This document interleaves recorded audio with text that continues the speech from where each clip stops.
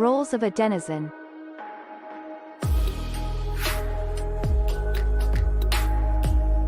A content creator is a user that creates posts and is rewarded based on the quality of their content.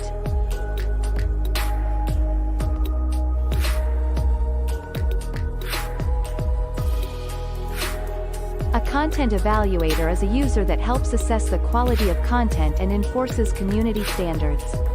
The evaluator is effectively taking part in a marketplace to curate content and is rewarded for early evaluation.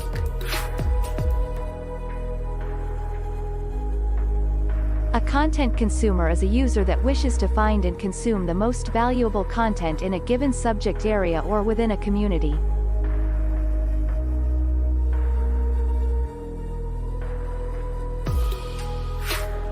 A lair owner is a person holding tokenized ownership of all or part of a community lair. Owners are rewarded with a portion of all mining activity happening within their lair. Owners are incentivized to build the best community of content creators and evaluators.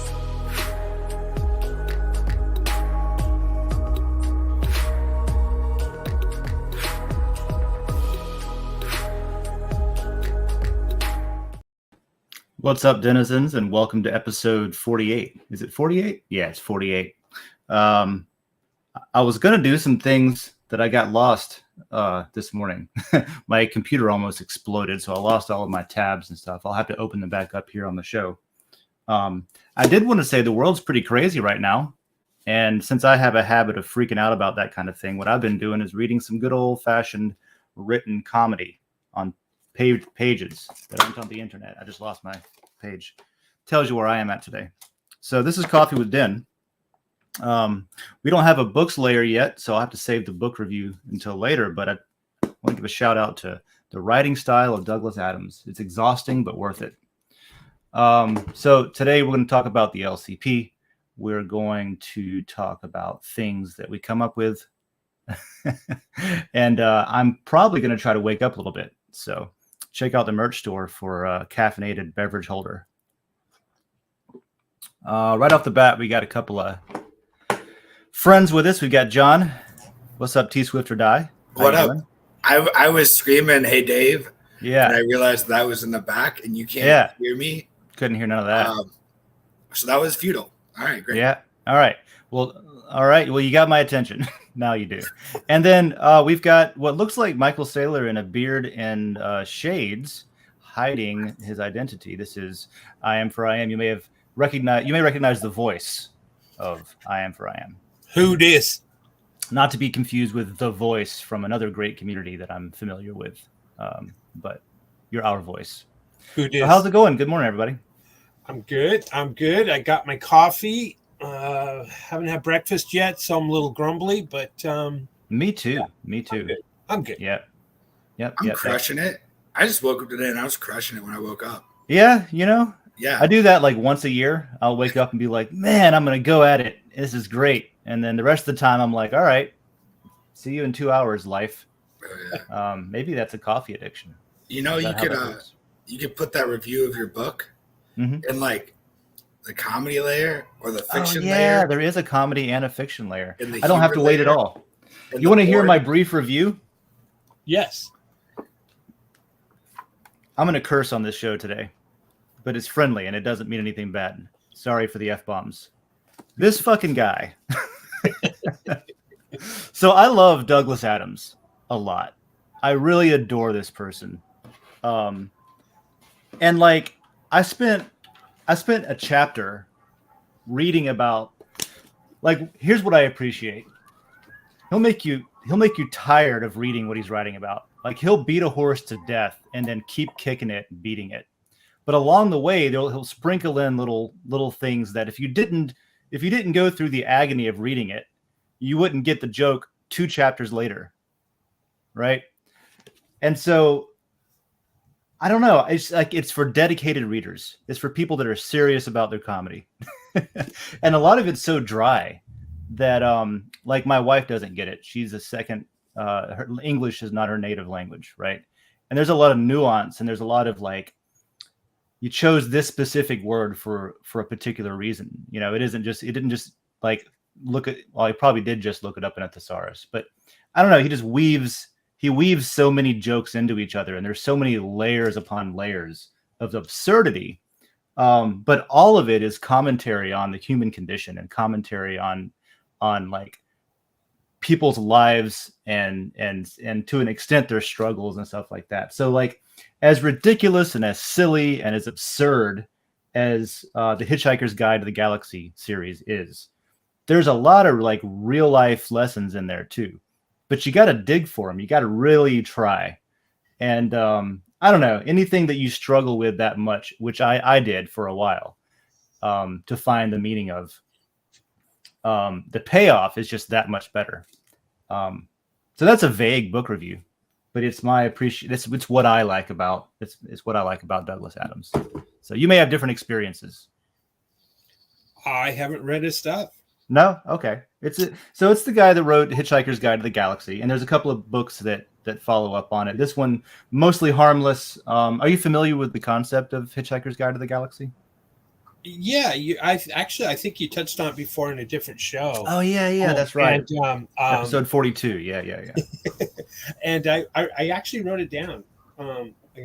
Cool. Yeah, it's like it's so in the Hitchhiker's Guide, it's like it's got a bunch of it's like Wikipedia for the universe, kind of.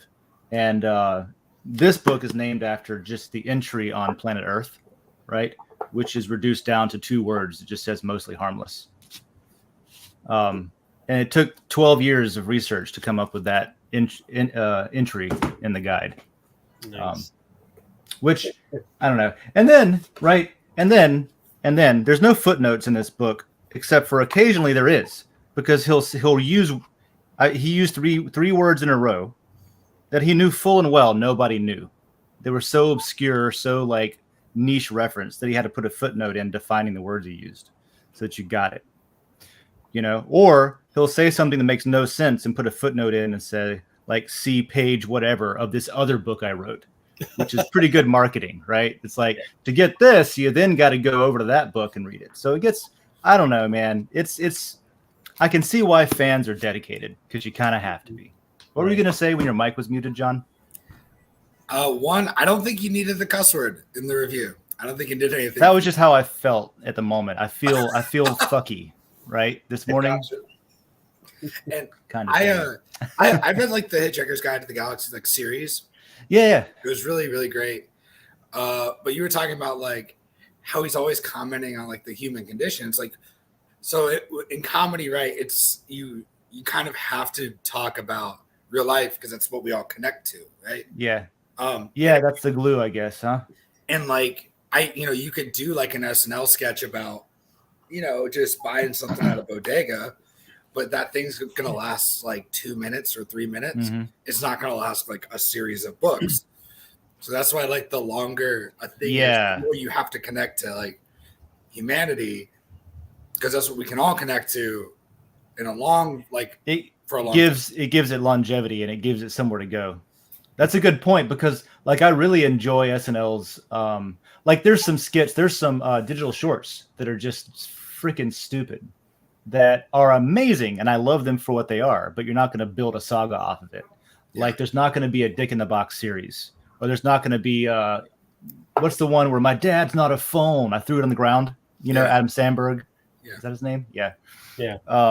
And those are great. I love that comedy too. But it's like, okay, it's funny because this guy doesn't get it or something. I don't know. He's like too literal or whatever. I don't know. And there's a lot of cool shit that goes into it that I love. There's a book called Truth in Comedy. It's really good. If you ever get bored and want to read a comedy book, that's a good comedy book. What I've been doing lately. Yeah, I've been trying to take my mind off of other things that are, that the internet wants me to read about. Which I made a list of. You want to hear my list of things that scare me currently? Oh, wow. Yeah. Here's a segment. And I got to tell you a scary story that happened to me. Let's hear it. All right. Here's a list of this just morning. This is just waking up, and I probably shouldn't read the internet while I'm waking up. But as you know, we're the three, well, at least two of us, you're anonymous, so I'm not going to say where you are, but we use the dollar day to day for our stuff, the U.S. dollar. And that's backed up by Saudi Arabia's insistence that everybody uses it to buy oil. Well, Saudi Arabia wants to join BRICS, which is, Yep. you know what I mean? So BRICS is the like anti-NATO, I guess. It's BRICS: Brazil, Russia, India, China, South Africa, and some others. And so they want to, not only do they want to join BRICS, but they want to use the Chinese yuan to let people buy oil with China's fiat currency, which is scary for the dollar because we already have inflation issues, and the only thing really pegging it is violence and oil. So if we lose the oil part, that just leaves violence, and that's it. So that scares me. Yeah, we're fucked. Yeah. So I don't know how you pronounce Russian names, but the new commander of the Russian military, Sergei. Sergey? Yeah, Okay. that person, Sergei, that guy. Also known as Armageddon, right? Sergei. That's a great, it's like sir, because sir, yes, sir. Yes. And it's a guy. Yeah, okay. I just explained the joke for you. That's all. Thank you. Because that always helps. So he says that the partial mobilization is complete, which is basically saying like, all right, our pieces are like your move, bitches. That's kind of what he's saying there. Like we're no longer mobilizing; they are mobilized, so they're ready. This is, if you remember, this is the person who, if you follow the shit that I follow, I guess, this is the person who was, he's known as a generally bad dude. Like he's a scary personality to put in charge of the Russian military operations, which is probably the reason he's there. He had a huge part in the Syrian conflict where Russia was supporting the government there. He famously ordered his troops to fire on what do you call it? People protesting, like pro-democracy protesters, So stuff like that.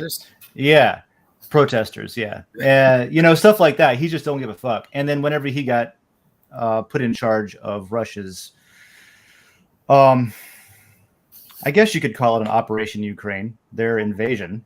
Yeah. His opening statement was that bombardment of Kiev that we saw, where they were rocket bombing the capital. It's like, I'm here. Yeah, it's basically saying he's going to do what he always does. So anyway, he says, I guess we're ready. Can Wonderful. I make one quick comment about that? Sure, yeah. Putin's number 2 guy, we don't want anything to happen to Putin because the number 2 guy is just like this general. Is he? Yeah, and he has such hatred towards the West. It would be pretty scary. But yes, his generals also goes by, I think, a nickname of Armageddon. Yes, yeah, totally. Speaking of Armageddon, another thing on my list is the Doomsday plane. You know the Doomsday plane? Yes. They're doing rehearsals with the Doomsday plane. This is the nuclear bomb dropping strategy. It's the plane we use to bomb people with nuclear weapons. And, our nukes today are exponentially more powerful than the ones that were already dropped on Nagasaki and Hiroshima. So, yeah, that's not good. That's concerning. And then the last two things are the last one thing on my list, I guess, is that UK's inflation is at a healthy 10% by That's the latest numbers. Probably higher. Yeah, well, it's a realized 10%. I was having I was trying to talk to my friend who listens to every single word the Fed says and takes it as gospel. Which is fine, whatever makes you feel better. But I was trying to explain to him that we've literally printed over 30%, probably like 35, 40% by now. I don't know.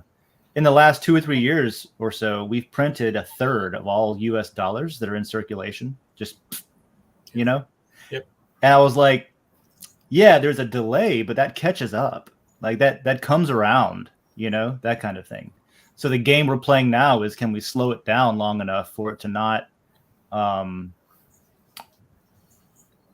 don't know how else to say it, but there's almost this political effort to say like, okay, if we can just slow it down long enough for the people who are depending on their pensions and their retirements to die off and not need it anymore, we'll be fine.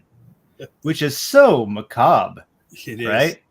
That's the strategy, kind of. That's the take morals out of it, take what's right out of it. But here's how do we survive this? That's the fallback for MMT. It's called modern monetary theory, MMT, and it's the idea that governments can print almost indefinitely. And so now the fallback plan is, because it's not working, is maybe we can just hold off long enough so these pensioners, kind of. That's and this is sad, sick.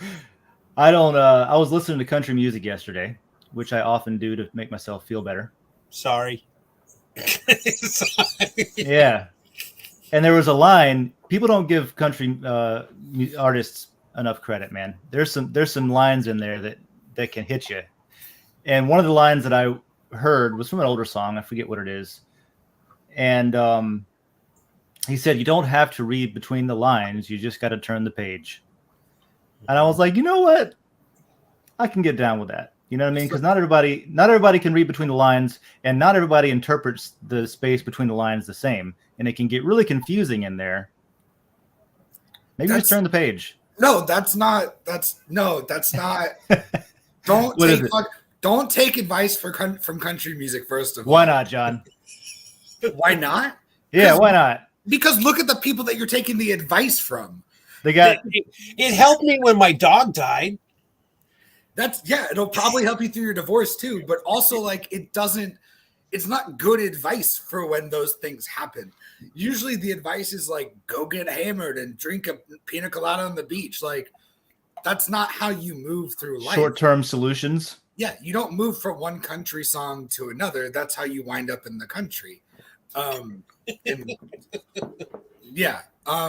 But writing songs about your life, which happened don't read between the lines, just turn the page, is kind of what an entire I know I don't talk about my political views all that often very much in this show, but that's kind of how Donald Trump just kept doing bad shit, and people were just look, if you don't look into it, it's fine. Just go to the next thing. I can see that. I can see that argument. Before he was president, he pretended he made fun of a mentally handicapped reporter. Is that true? In front of thousands of people at a rally. Yeah. And instead of them going, what does this mean that he just did? They just said, it's okay, turn the page. And they went to the next thing. Not that those things aren't on both sides, but I think there's less reading between the lines with him than there are with other people. That's true. That was something that you know what, that statement there got me through got me through customs in Boston on my way back from Iceland. Because for whatever reason, the customs guy, he wouldn't fucking let us go until we found something to agree on when it came to Donald Trump. Here he is deciding who gets their passport stamped for re-entry. And he's like, so what you think about Trump?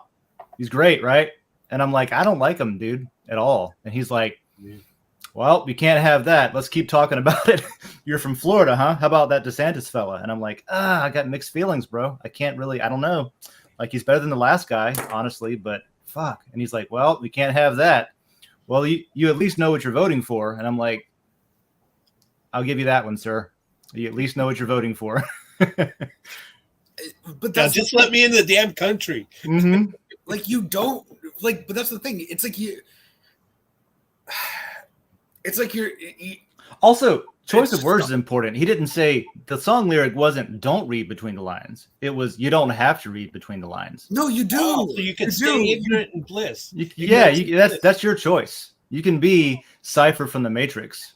You can, as long as you don't kill your friends, That's literally what he does.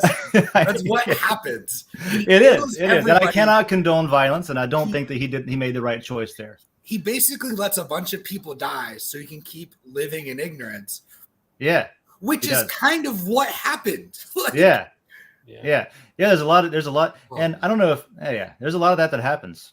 It is a character in a story that reflects a portion of of some, like that's people. That's some people are Cypher. Some people are Morpheus. He's really really believes in what he's doing to the point where he'll sacrifice himself for it. Some people are Neo, who are like more capable than they want to believe, and they just can't accept the world around them until like it's almost too late. So I think the characters. I mean, I watch that movie like at least once a year. I love it. It's right there on my watch it once a year shelf. And I don't know. Every time I watch it, it's more interesting because of reality around me. What's going on. Can I share my quick scary story? Mm-hmm. Mm-hmm. So Sunday night, it's October. Yeah, Sunday night, the missus is at work, and we're sleeping, and about 4 a.m. the power goes out, and it wakes me up because I got a fan in the room, muffles the sound, and so the power goes out, and I go, oh, the power's out again, and then I start thinking, wait a minute, was there an EMT? Did the whole city lose power? Nah. An EMT coming to save your life? Yeah, just roll over and go back to sleep. No, EMT, like a blast that knocks out the electricity. Oh, like an EMP. Yeah, EMP. I'm sorry, EMT. And then, or was it a solar flare? Or oh man, now my bug out location's not ready. But all of these things about end of the world scenario. Okay, and I've said it. I'm much of kind of a prepper, and I got all kinds of different things and thinking, oh man, I just wasn't ready for this, and I can't go back to sleep. So I go, well, I get up and I look out the window, and I still see on the clouds, it was raining, didn't know it was going to rain. There's light shining off the clouds. I go, oh, okay, well, it's just my neighborhood. It's not the end of the world. And then I go back to sleep, and I wake up, and I'm reflecting back on that whole scenario. I'm thinking, I'm not in a good place, because the first thing I'm thinking is disaster, dystopia, end of the world. Yeah. One of the lesser likely things are like the first thing in your mind. Yeah. I can see that being stressful. That's a stressful mindset. And I've been there too. And being a prepper, I'm not a prepper because of World War III was kind of low on my list. I'm actually fearful of the sun, and you and I share that a little bit. Yeah. So, and then, economic collapse is like number 2 on the list. So World War III is like down the line of things that you're concerned about. That's saying a lot. Well, I live kind of close to a military base, so I'm a target. What can I say? I heard the EMTs in the background coming. So that's maybe you were right about that. Yeah, it was the. I can go close my window. Sorry, that's all right. They're gone now. No, New York, so they'll be back. I love it. No worries. Yeah. So that's. I figure I'm not in a good place if I can't. If that's my first thought when the power goes out. Speaking of war, I noticed that there's a social media war going on, brewing. Have you noticed like who's buying who and stuff like that? Yeah. Now, Den.Social obviously is out of that. We're not like the interesting thing about somebody potentially buying Den.Social is that it's a DAO. So they would have to uniquely in this case, they would have to enrich the community to take it over, which is by design, right? You don't like when you buy Twitter or you buy, I don't know, could anybody buy Facebook? I don't know. But stuff like that is like Parler, whatever. Okay. Like, does the community get anything out of that? Really? Yeah, Den would have been cheaper than Parler. Yeah. So you got, and I've seen, that Elon himself is a little bit crazy on the memification of things. But he's been putting up memes and taking them down, and then putting up memes and taking them down. But yeah, you've got Elon, Kanye, Trump, and Mark, I guess. Mark. Now, Zuckerberg. Zuckerberg. Yeah. So that's where, like, I don't know. Well, and it's just interesting. Google. You got Google with YouTube and everything else too. Yeah, but I guess YouTube is a different kind of thing, though, isn't it? Amazon's got Twitch. Oh, is that who's got Twitch? Amazon. YouTube. Twitch. I would say YouTube and Twitch would be like the same category more than YouTube and like Facebook or Twitter or something. And the CCP has TikTok. That's true. Yeah. So I think I don't know. I think like I would definitely say they're in a different category, but they are like YouTube and Twitter. I mean, YouTube and Twitch. They do have like a very like it is an online community for them too. Yes, conceptually, I agree. So, formatting wise, like it's based around a video. Yeah. Like, you know what I mean? Like the comments are always based around a video or the whatever. Like this, that's kind of the point of it. Facebook has that too, but like videos are a type of post on Facebook, where on YouTube and Twitch, videos are like the only post that you can have. What if a Kanye all of a sudden said, "What is this Den thing? Hey, this is cool," and this is where audience. It would be wildly interesting. Let's go roll over to Den and blow it up. That's a great question. I have a tab open for that. But John, you were going to say something first. Oh, I was just going to say, what do you consider like Discord communities for those things? It's chat room. Yeah. So, Discord is like IRC, right? That's an IRC flavor. Discord, like in my mind, right? So you've got the things that are like IRC, that are like, chat rooms. You get the things that are like video networks, and then you got the things that are like MySpace or LiveJournal or, that kind of thing. And probably a lot more, but that's sort of how I tend to categorize them in my head, if that makes any sense. You guys remember LiveJournal? Oh, vaguely. Is that somewhere around the MySpace time? Yeah, it's pre-MySpace blogging platform. Yeah, he's just like GeoCities, except not. It was more Tumblr-y than GeoCities. There's a lot of niche. Oh shit! You're in my closet. What? Oh man, you're not anonymous enough, John. Sneaking over. Oh yeah. That's like a Douglas Adams joke, right? If you hadn't watched episodes like months ago, you wouldn't have known that you're now in I Am's closet. You know what I mean? Yeah. I don't know. To me, that makes it like a Douglas Adams joke because I was just talking about him. He's time warp. All right. I don't even know if I wanted to do this one. So, okay, here's what we'll do. Let's talk about LCPs so we can segue into different, because that's a lot of doomsday and gloom and stuff like that. But that's how the world is right now. So I wanted to talk about it. Upside, talking about Den and taking over it and stuff like that. The way that you make new layers on Den is you go vote in the LCP. That's one of the ways. And I effed up. I didn't vote. Oh, yeah? Well, you know what? I got a solution for you. I got to go in and buy some. You can vote. Ask somebody to sell me some. A little bit everywhere, and then just leave them in there. That's what I do. Yeah, I did that, but like 3 months ago, and so I think I have things I sprinkled that didn't get any of mine. Got you. All right, so we got results. Everybody likes results, right? Where's the results? Results phase finally ended. Does it list them? Oh, right here. It's in bold, so I automatically ignored it. That's why I didn't see it.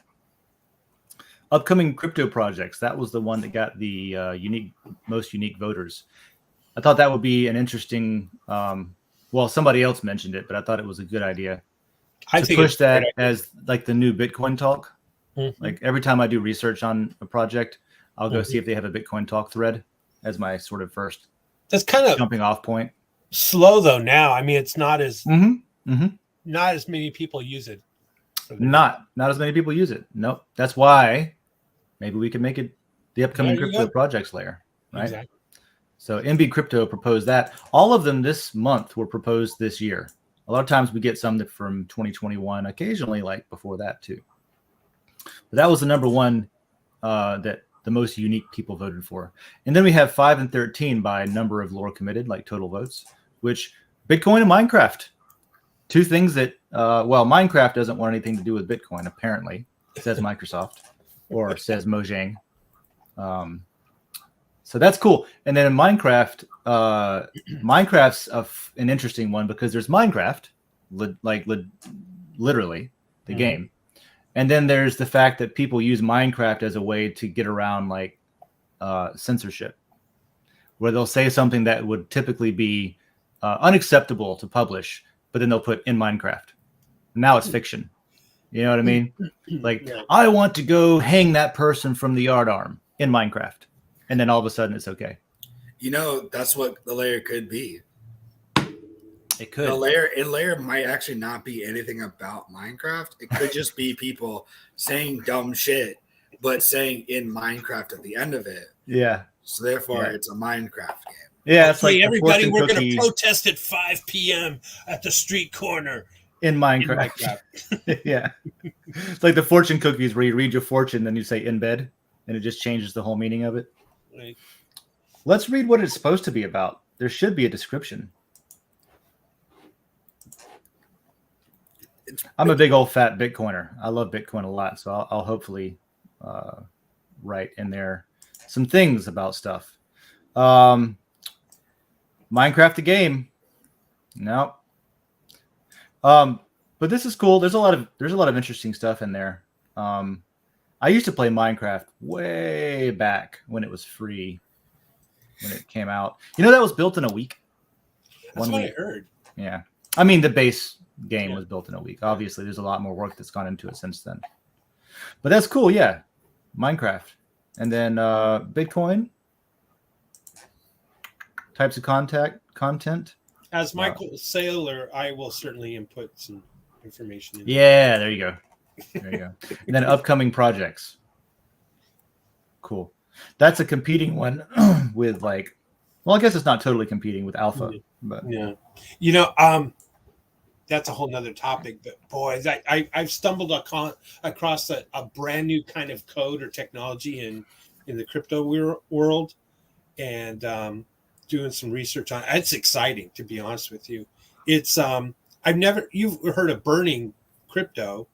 Well, yeah. Burning to a dead address. Well, this code burns actual total supply. So it shrinks the total supply on a burn. This is something that would have to be initially designed into the contract or the code, right? That's right, in the smart contract, right, for a token.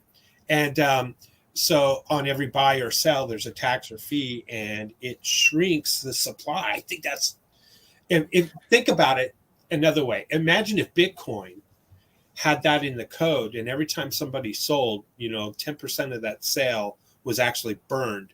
So instead of Bitcoin 100 years from now having all 21 million coins mined, imagine if next week you woke up and there was 5% less Bitcoin. In the following week, there was another 5% less. Yeah. Well, that kind of happens naturally. I'm going to bring Gravity Crab up while we're talking about Bitcoin. Cool. Hey, how's it going, David? Morning, y'all. That kind of happens anyway, right? Like you get Bitcoin lost in landfills and people that lose their keys in a tragic boating accident or things like that, right? That kind of stuff happens. True, but it's not recorded anywhere. We don't know that. That's true. That's true. This actually would reduce the supply. So there are tokens out there that are. So here you go. Imagine the U.S. dollar, instead of the money printers going burr, they're going burn. Mm-hmm. And so the dollar is actually shrinking in quantity. Therefore, it would shrink faster than inflation. Yeah. And so inflation.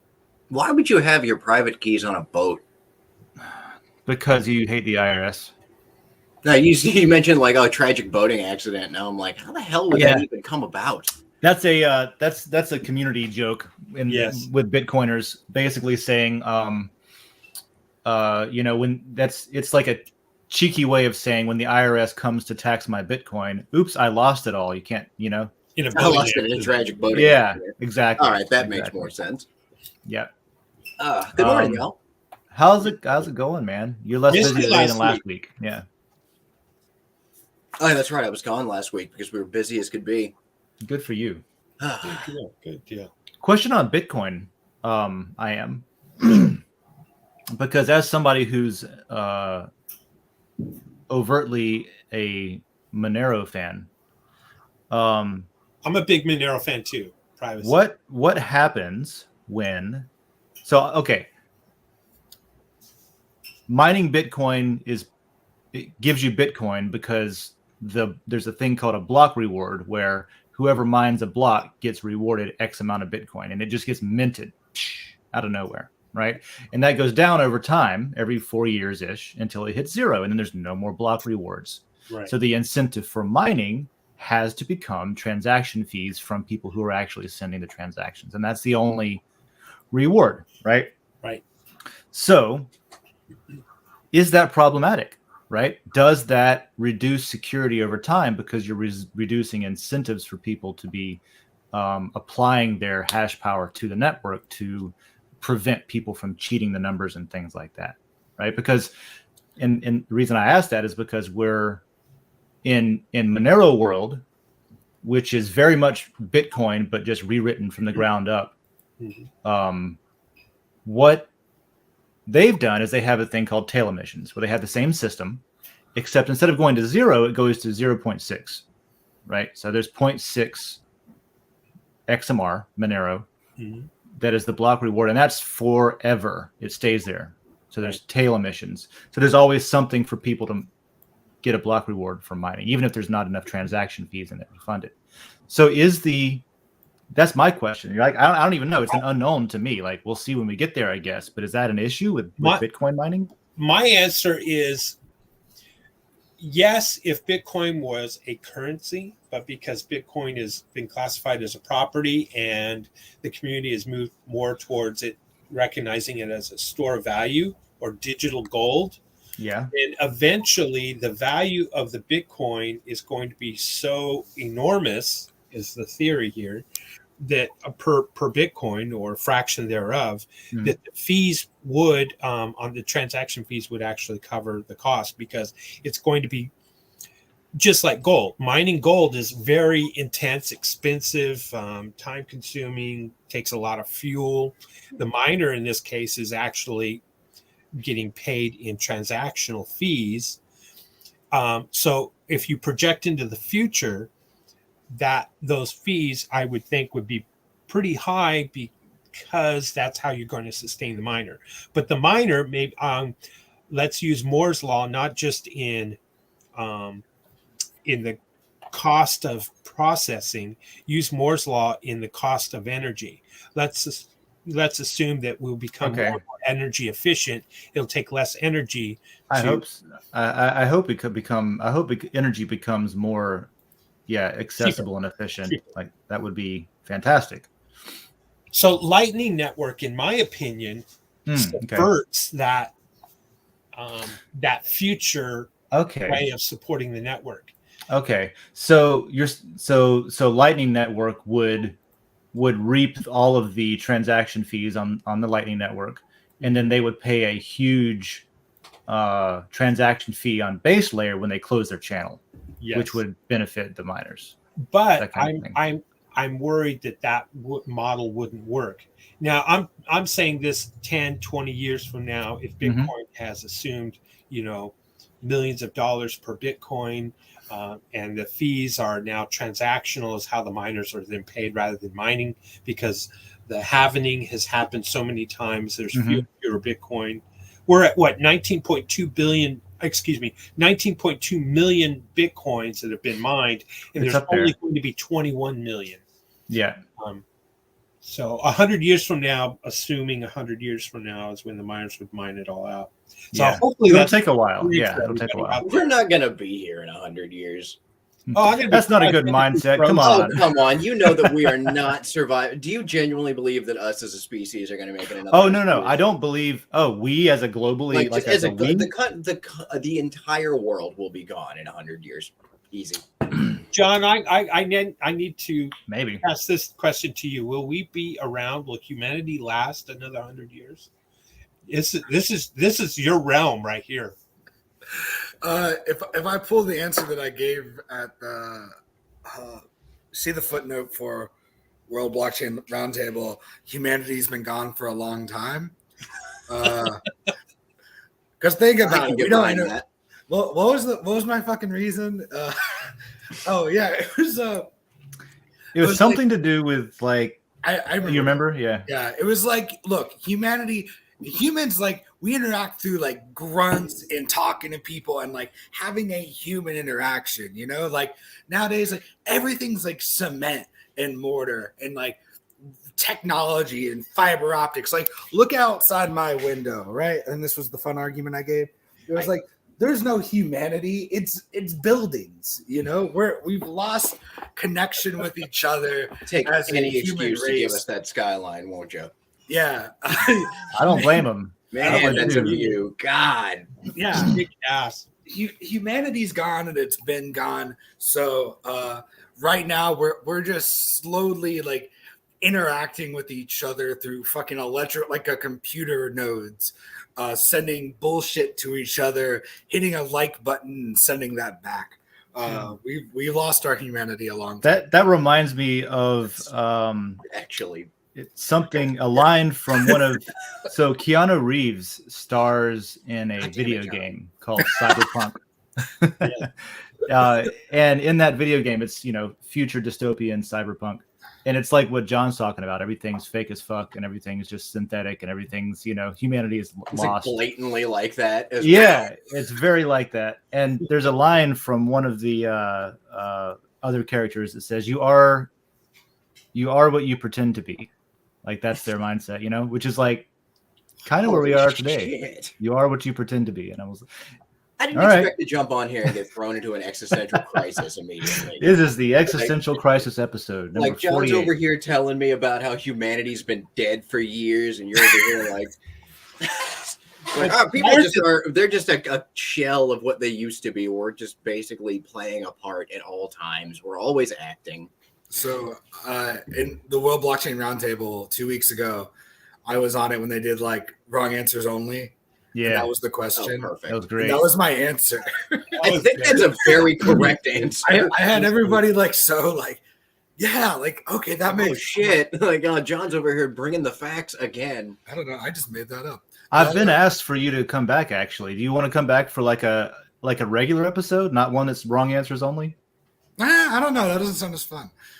It's up to you. You know, I'm not going to drag you in. No. I love that you got requested back for the comic relief of World Blockchain, though. Yes, I'll absolutely come back. Yeah. I think I'm pick an episode. Yeah, there's actually suggest an episode because suggestions are up for November. You can go in and suggest an episode. Let's do that right now. Actually, let me.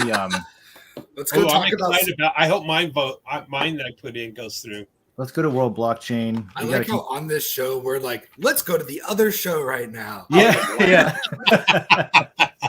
On the other network, you know. Oh wait. Oh, yeah, we're basically flipping over to NBC from CBS right now, or something.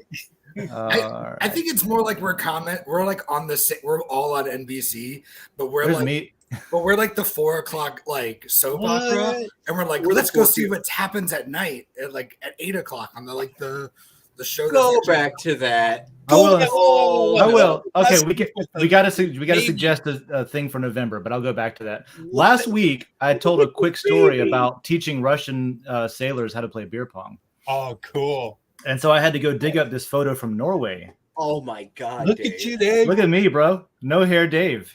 Wow, man! Look at those arms. Right? I did not recognize you. I did not. Nobody would. Wow.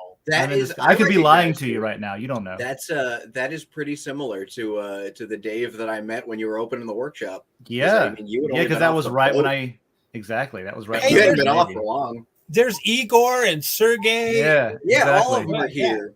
Well, everyone's got a beer. So we went. So this is an interesting trip. It was the first overseas trip I ever made in my life because I'm Florida boy from the woods, never traveled, never had a passport. Joined the Navy when I was 16 years old, which they allow you to do that. Oh Jesus! As long as your parents sign it off, you can join the Navy at fucking 16, bro. Early. Yeah. So I waited till I turned 17 to go to boot camp because I had to graduate high school first. And but anyway, this is the first trip I took overseas. And it was when we were trying to be friends with Russia, specifically going out of our way to try to like heal the relationship between the U.S. and with Russia. And so my ship was named after Paul H. Nitze, which is somebody who had a large part in ending the Cold War diplomatically. And we went out with their ship, the Admiral Chemenenko, who I never looked up his history. I guess I didn't care as much. But here's our two destroyers, the Russian Navy, the U.S. Navy. And so we go out, and for 2 weeks, we pull into Norway. We go through the fjords, beautiful, pull into Trondheim, and we spend 2 weeks and 2 weekends in Trondheim. So the weekends are in port, and my buddies here that we met, we would go out into the city and we'd go tour and we would drink together, and they'd come over to our ship and drink a bunch of beer. We'd go over to their ship and drink a bunch and tour each other's ships, and generally just keep up foreign relations, that kind of thing. Not that we could communicate very well.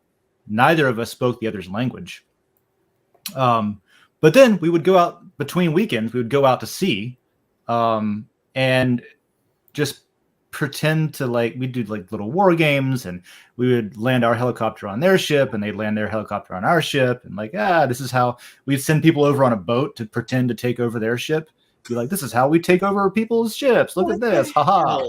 And so we spent 2 or 3 weeks doing that, and it was a good time. So that's what that's about. The Navy spends a good amount of time just being like, we have these enormous boats. Yeah. What do we do with them in the time that we're not killing people with them? That was what it was. Let's just pretend to kill people with them. That's what we did. We got ready just in case we had to one day. The day that the destroyer became an ambassador. Ah, that's a good way to put it. Yeah. That was it. So that's that story. Stuff there. What do we want to talk about in November, though? We got to throw a suggestion here. What do we got? Here we go. We've got assessment and analysis on the current war between decentralization and centralization. I like that because that's where we are. It's like, I like it. That's all I'll say. You missed a golden opportunity to say the current, and then a C. The currency war. Bad joke. It's about more than currency, but I know. I think we're going there. Yeah, totally. Yeah, because that's really boils it down, doesn't it? That's where everything is right now. Is do we centralize power or do we decentralize it, technologically to the people? Since we can, should we? Jacob Wayne's got Mega Texas. That is megatexas.eth. That is that's Greg's project. Yeah, I would like to learn more about that. And then everything about taxes. That would be informative, maybe. Everything about taxes. Yeah. I kind of like that.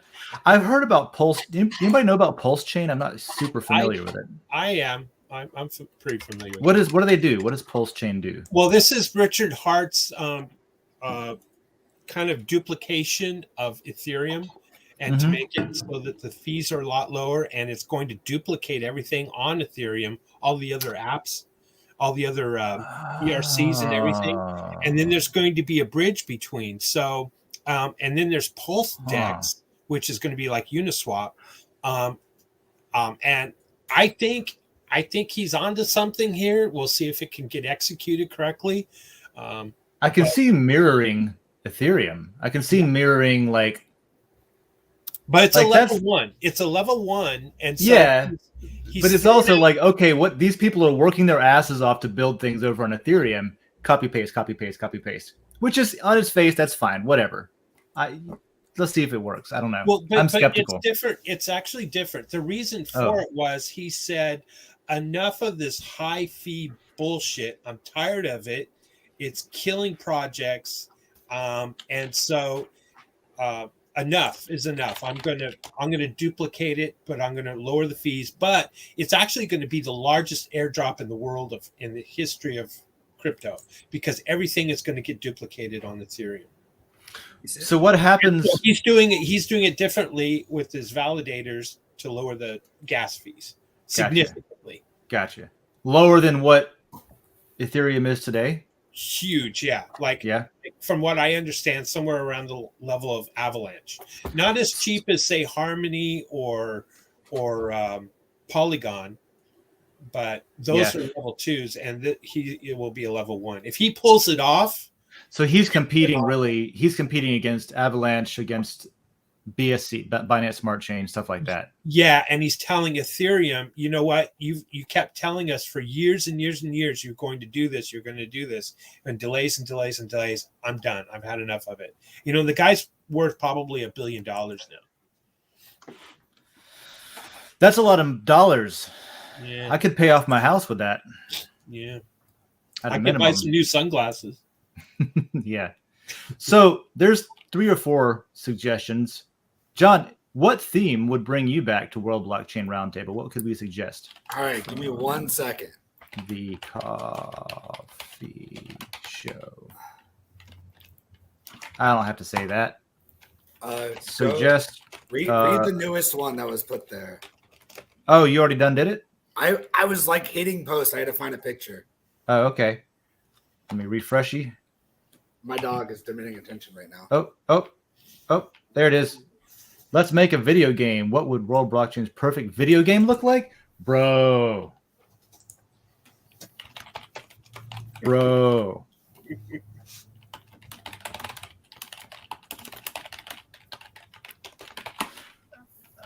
I've been playing video games again. I took a hiatus for a while, but I've been playing them again, and it really helps my mental health.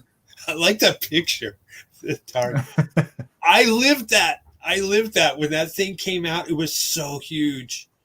Oh my gosh, that was like, it was just a bar going back and forth, up and down, and a little ball going back. The Ari game. I was a teenager, I think, when that happened. Game studios are missing out. A lot of people are missing out on there is low-hanging fruit in especially the open source video game world, but specifically closed proprietary games, right? Because you could take the same game and re-release it to where the points and the tokens, like in Mario, you're jumping around, badoing, you're getting points. Mm-hmm. What if that actually was exportable to Ethereum or something? You know what I mean? Or whatever. Yeah. You could just take games where you already have the code base and just wrap it in blockchain and be like a coin. That would be more interesting than what a lot of people are doing. Is that mom telling the kid it's time to get off? She's shaking. Yeah, probably. I think she's giving them pointers, bro. She's got. Oh, she's holding. Yeah, she's got. She's got that. She's got the good controller. She's invested into her. She's got gaming. the master controller. That's a gamer mom. Let's just stare at this photo for a while. But yeah. All right, I'm going to suggest. So there's your suggestion. Yo, give me some points though if you like it. What the hell's wrong with you? Well, because that's what you're supposed to do. I'm if not you like something. Give it points. Because I'm. What's the word? Scared of people telling me that I voted wrong. So? Insecure. That's the word. Well, stop that. I'll give you at least almost 1,000. Oh wait, I got a lot more.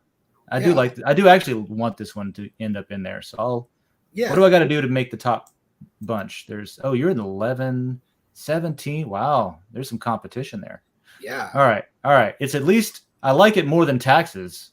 How much more than taxes? Oh, a lot my. More, it just went over to 5,000 votes.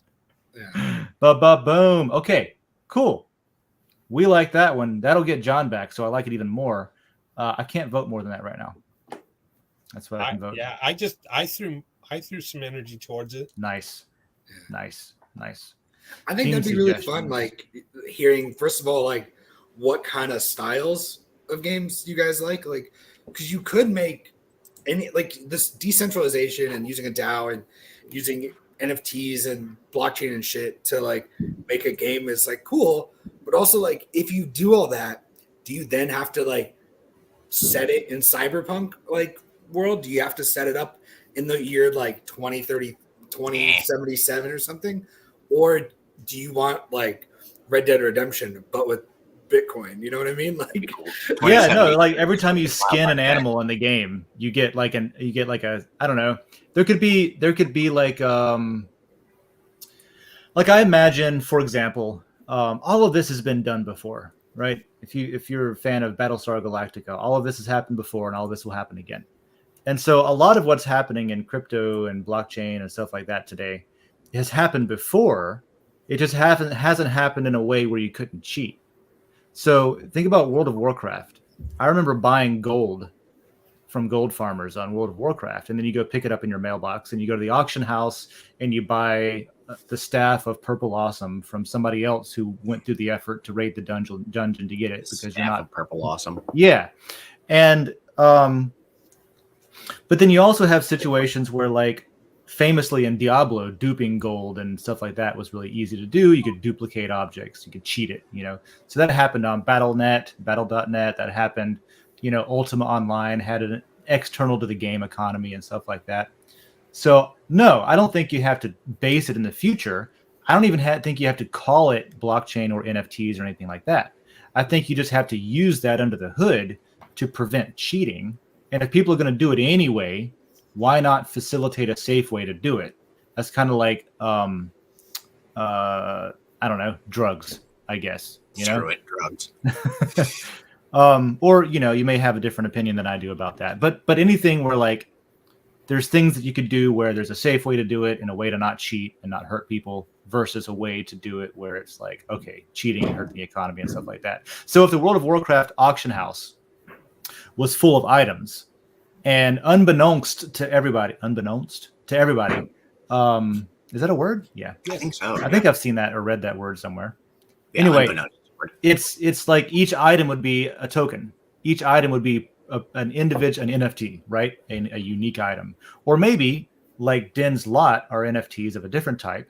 It could be one of this many, right? So the purple staff of awesome, how rare it is because there's only like 1,100 of them or something. And so each one is an 1155, but that's all like programming stuff under the hood that only the engineers have to care about. What it does is it makes it to where instead of having to like trust somebody on eBay where you give them your money or something like that, you can literally have control over something. You export that from the game and you sell it to somebody, and then they can import it back into their game. And it's fine. Maybe you take a fee for it because you need to make money to pay your developers to maintain the game. That's what we should do. Is we should take what we already do, what already works, and then just secure it with this new way of doing it, of accounting. That's my opinion. That's good. I think I have my video game figured out in my head just now. Like your favorite one, or the one you want to build? What I would make. And I don't know. I was like, should I share it for the show? I've got mine. Or should I just share it now? I think we could try it out now, and then you can bring it back to the show after it's been refined. All right. So I love like World of Warcraft, and I also love like the Cyberpunk, and I love like old the Cyberpunk. like Red Dead Redemption, but then I also love like Horizon Zero Dawn. And I was like, yes, how do I get all of these games into one game? This is like the Ready Player One thing. I don't know, maybe. And I think I figured it out. There's two ways to do it. The first way is Doctor Who, the video game. So okay. Time travel. Okay. I just want that. Time travel game. Yeah, so you could time travel to different periods in the world, but where the setting of the video game makes sense. Yeah. Yeah, and the currency that you get is the current. It's basically like a Galfran or whatever is a Time Lord currency, which is what you use to like fix your ship or in your parts and upgrade things and go to different places, and you can do it different ways. So you can also be like how it is in like Fable 2, where you could be like good or bad. Yeah, like, Fable was cool. And, like fuck it up. Fable was cool because you'd change your appearance based on how good or evil you were and stuff. That was cool. Yeah, and then that would also like kind of change what happens on that planet. Like, so I would probably like on Earth, you'd have to like actually do certain things because you have to have like a steady timeline. But you could go to other planets and other time periods in those planets and like really fuck shit up and really get crazy. So yeah, there could be a planet that is like that was terraformed and now the animals are all robots and you have to fight them. Yeah. And insert Horizon Zero Dawn. Exactly. Yeah. So it's that's cool. You jump into, and then you could, and that meets one of my favorite criteria, which is that you can take an item from one game and use it in a different game. Yeah. You know what I mean? If I wanted to play Doom and get the BFG and then take it to Horizon Zero Dawn to blow up that Tesora Rex, whatever it's called. Yeah, you could do that with John's idea. Yeah. Mm-hmm. That would be great. I like that a lot. That's great. I think I'm just realizing because of you saying all this stuff how badly there needs to be like a good time travel game. Like even just if like you had like let's say you had 5 set periods of time that you could go to, and like each of them was very nicely modeled, and like you could go through and change stuff and adjust stuff. You need to be able to be like, go back 5 minutes prior to what you just did and let yourself do all that stuff though. Kind of like Westworld. Yeah, that's a good way to put it. I think I don't think that will ever happen in the next 30 years because there's no incentive for developers to do that. Yep. Because like you making like the most amazing game in the world, like that's that complex, and that's essentially like 4, 5, 6, 7 games put together. There's no incentive to do that. Now hold on. No, you can just buy Skyrim again. But if one company bought 4 solid games, one was medieval, one was. What if you didn't have to rewrite the games? Yeah, and then just built the bridge between all 4 as a time traveler. They're all on like different engines and shit, though. Yeah, I'm trying to imagine the engine nightmare of that. Now I'm just thinking about how to make a mod. That's less of an issue today because now you have like Unreal and Unity. Yeah, accounts for most things. You can also port a lot of things that are older game assets into like Unreal and Unity. Did you see the damn NVIDIA tech demo, by the way, where they were doing the RTX lighting on Morrowind? Yes. Holy shit. Yeah. Okay, that's a concept. Yeah, that's a concept. I made Tina watch that. She didn't care, but it was interesting to me. I made Jackie watch it. She didn't really care that much either, but she cared more than Tina did, I want to say. Yeah. Also, happy Fallout month. It's shit. It's the 25th wow, anniversary of Fallout this month. That's weird because it rhymes with reality. We were just talking about like the potential for nuclear war. Oh yeah, I watched the. I'm playing Fallout 4 right now. I modded the crap out of it. I've been running through Fallout 4. I watched the intro where you're like in the pre-destroyed world, and it's the TV comes on and it's like, oh, the bombs are falling. Yeah. So my favorite game is pretty easy. Hold that thought. Sure, my perfect game is pretty easy because it's already been made. It was just created before any of the blockchain potential was here, and it's literally created to be an NFT game. It's created to be a blockchain NFT game because it's procedurally generated, all of it, almost all of it.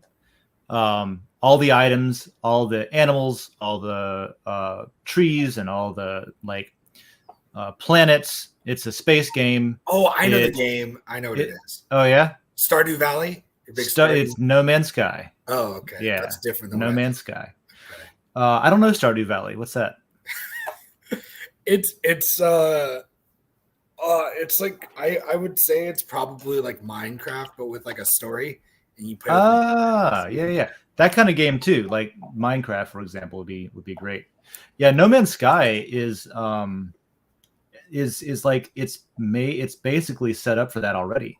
You could take the existing game, and then you could make it generate an actual token to where you like, I don't know, everything's already done that way. So that's my ideal blockchain game is literally just No Man's Sky, but enabled with current modern tech. The last pitch I would have would be for a Rick and Morty video game. I was thinking about that with your Doctor Who video game because I was like, you could combine those two, like, so that you could use concepts from both. And the reason why I think Rick and Morty video game would be more realistic to do is because then it doesn't have to be realistic because you can do it in like a cartoon animation, so that'll be easier for developers and stuff to like work with. Like it's much easier to create a cartoon video game than it is to create a realistic looking one. So in that way you could it wouldn't be as difficult to have like I like that with what was it? Borderlands, how it had that cell shading style. Yeah. Where it's like drawn cartoon style, which scales really well. Like as you increase the resolution, like the lines are still sharp and it looks clean and really good. Yeah. Kind of thing, So I think you could do that if you wanted to like do something similar. But you want to read some of these comments? So we're in overtime now. Oh shit! Yeah, let's read the comments. Yeah. So hour 1, there's the show. Cut. Bloop. Overtime now. So Jacob Wayne, I'm gonna read it from the bottom because I wanna. So do you think there'll be any purchase layers this time around? Books was so close and can't wait for one of those. I'm sorry, I can't read today. Books was so close and can't wait for that one. But I've taken out a lot of matter in the past to fund neat projects like the Texas layer, Sticky Dow. I think someone took out and put into sand a while back. So I probably won't spend matter for a while to get my pile back where I want it. I'm going heavy into the drone layer and real estate layer while they're not super popular. Anyway, enjoy your coffee. Watch your episode soon. Almost caught up on last week's show. Cool. I don't personally think there will be. There seems to be like a really good, like we're in the ideal spot. The purpose, one of the many purposes, I guess. I'm sorry. My brain's all over the place right now. One of the purposes of making it to where you can buy layers at the end of the LCP round, which if you don't know what he's talking about, what you can do, since the voting is over, you can go over here and sort by unique voters to see what did not win, right? First loser, second loser, and on. So the first 5 losers can still be created and win if anyone pays a fee to create them. So books, actually, let me take that back. I'm tempted to buy books. The reason I don't think I will is because I've done that in a couple of different layers that I just haven't made the time to follow through on, specifically the tutorials layer, the last one that I opened, the tutorials layer. So I don't know. But then again, it's only 200 matter, 2, 4, 6, 8, and 1000. Military equipment. There's people on Den who are really into military equipment. You'll usually see them posting in the history layer about planes and tanks and stuff like that. So that one, I don't know. There's a couple of interesting. I take that back. So books might get made. Military equipment might get made. But one of the reasons we have this system where you can create them and pay a fee is to sort of give us a signal. It's signaling to see, should we be creating more each month? So if we go 2 or 3 months where every single time somebody's buying one of the layers that didn't win, maybe we up the ante and say, okay, the first 2 by unique voters wins instead of just the first 1, right? And if it dies off and there's nobody buying new ones anymore, maybe we scale it back and go back down to just the first 1. So it gives us, in the future, we can use that to automate to where the system will automatically scale the number of winning layers each month based on the demand for new layers is kind of the idea there. So maybe books, because it's cheaper, very, very cheap, considering like somebody was complaining about the price of matter recently, but on the upside, like 200 matter is not a lot of money. So you can go grab it on Uniswap and buy yourself a layer if you want. Yeah, there's my opinion there. So what else we got? Anybody else got thoughts on that? No, I think that's good. Cool. Meme. It's just something you took from the internet? Or? Yeah, it was a picture I just took from the internet, and then I just threw up the words above it and underneath it. That's how you make a meme. Yeah. It was orange, so it fits the theme. The meme and the theme. Yeah, I like it. There it is. Yep. It's like let me shower Jacob Wayne with energy. Thanks, Jacob Wayne. Thanks, dude. And I'm gonna do tips today. So I'm gonna come on now. Oh, I just gave him points, so he's at the top now. I can't find it. There we go. Tip. I like the number 7. Everybody who left a reply, I'll give 7 matter to, regardless of if it's good or not. Y'all weird. So we're in overtime. We can talk about this if you want. Tulsi Gabbard leaving the Democratic Party. I must have run out of energy that day because I didn't give him a whole bunch. But whatever. I'm going to give you 7 matter. But so, yeah, Tulsi left. I think Tulsi's an interesting candidate. Ran under the DNC in the last election, right? From Hawaii. I've never been there before. I don't know what people are like. That's where Obama was from, right? Or was born there? Yes. Or his mom was from there. Right? His birth certificate says he was born there. Yeah, that's what I'm getting at. Yeah. Once again, put that shit on blockchain. Can't fake it. Exactly. Thank you. That's kind of where I am. So yeah, Tulsi Gabbard, that can lead us into talking about politics, I guess. But that's where I am with politics, is like, to me, it matters less like who's right currently about, for example, okay, birth certificate or election fraud or stuff like that. What matters the most is that there is a question, and a lot of people have this question, right? We have the technology to remove that question going forward, right? So we can, personally feel like we have a choice. We can either squabble about who was right in the past, right? Like we've been doing, like the Democratic Party did when Bush Cheney won. And everybody was saying, oh, it was cheating. Oh, somebody stole election, hanging Chad, well, all the shit, you know? Right. It was Bizarro of today. It was the opposite, but it was one party claiming massive fraud, and that's the only reason the president's there. And now it's the other party claiming massive fraud, and that's the only reason the president's there. So obviously, there's a question on both sides about the integrity of the elections. So instead of just devolving into chaos, can we just fix the system so that going forward there's no question, right? And if you truly believe you're right, why wouldn't you want to have proof of that? That's where I'm at. Yeah. I'm a little different in that I think there's a third choice.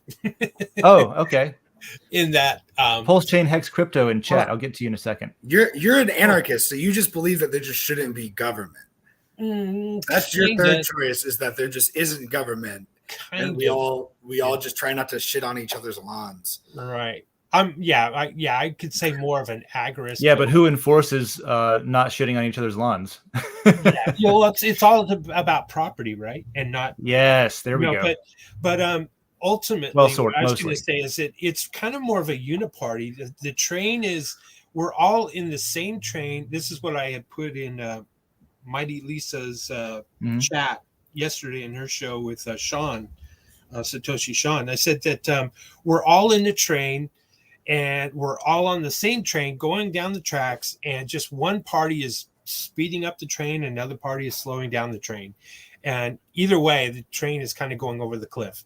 That's kind of my feeling, because I just don't believe that there's a political solution anymore. We're too divided. We don't want to come back. I don't think we're going to come back together. I don't know where that's going to lead. But unfortunately, big tech, social media, everything is just dividing us even more and more and more. And having been a little bit on the inside on the state legislative level, there's way too much money, and the lobbyists are really controlling the show.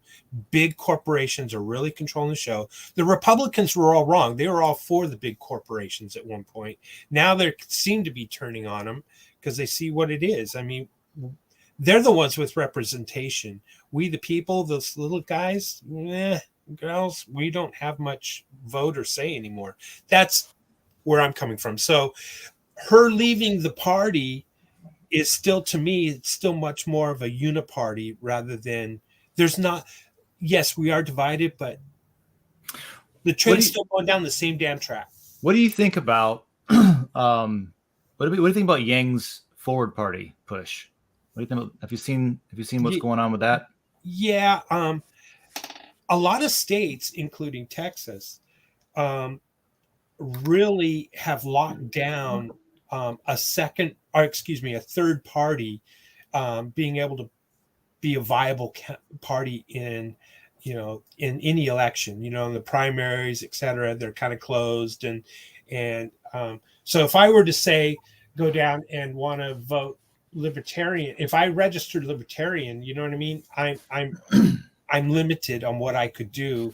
Right. Because you can only vote in the primaries or whatever for whoever whatever party you're only registered within to vote the Libertarian Party, rather than I can't go in there and vote for this Democrat and this Republican and this Libertarian.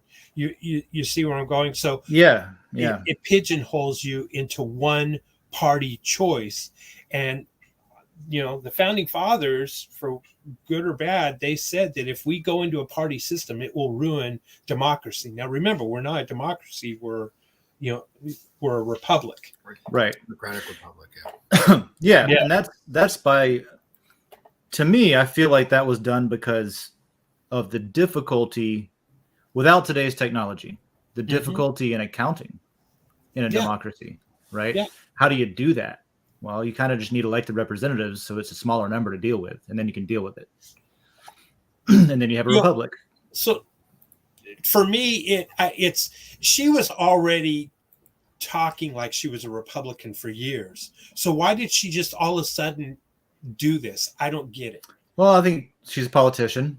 Yeah. I would never dismiss that as the first reason, as like, it's the climate, the mood, the election nearness, the whatever, there's timing involved, where maybe this is something she wanted to do for a long time, but the DNC wasn't hated enough yet. So it would look too bad if she did it for her political career, that kind of thing.